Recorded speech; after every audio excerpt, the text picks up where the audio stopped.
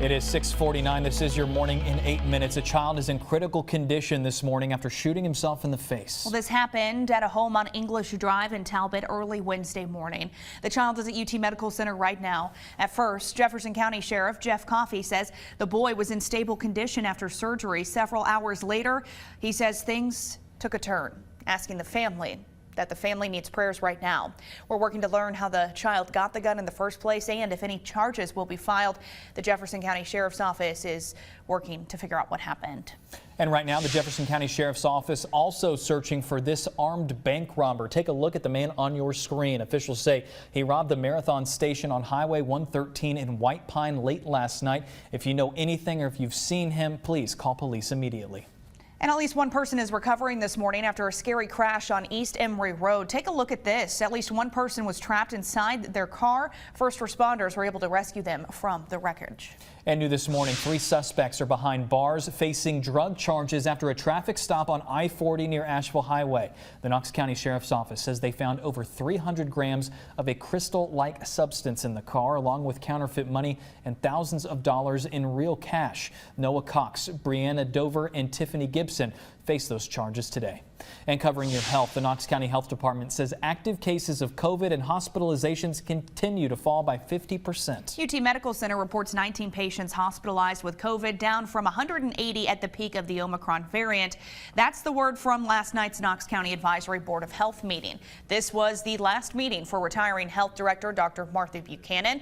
The county will hire a new public health officer and new health director to replace her.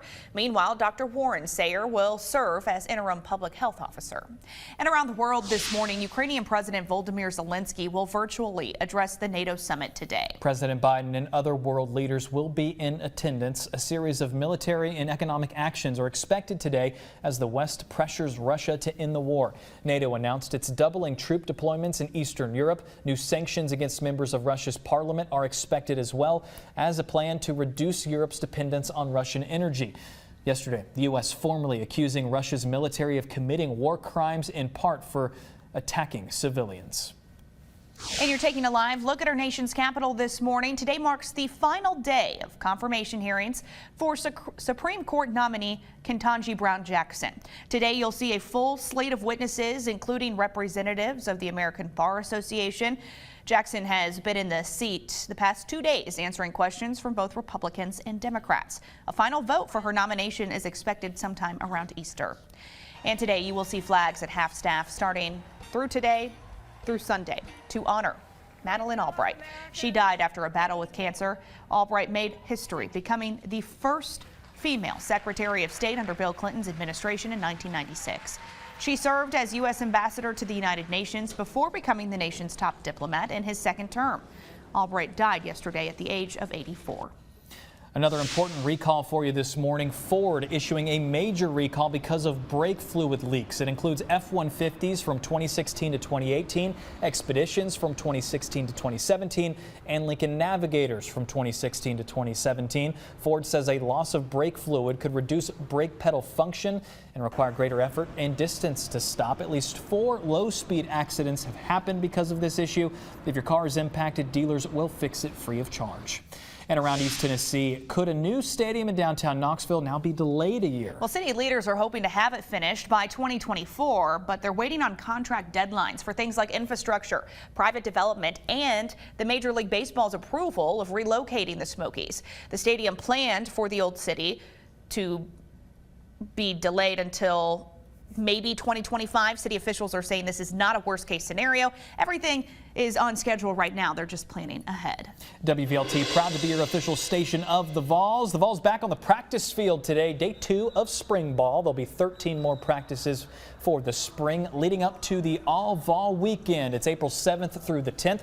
The Vols won't have an orange and white game this season due to renovations at Neyland Stadium, but they are planning to broadcast a scrimmage live from the Humanities Plaza on a big screen that weekend. Baseball's playing. They're going to have track and field, a lot of stuff going on. We've got all the details on all-Vol weekend right now on the WVLT News app. And you can cheer on the Lady Vols this morning as they hit the road for the Sweet 16. The team leaving at 9:30 this morning from Pratt Pavilion. You're invited to come out and wish the ladies good luck.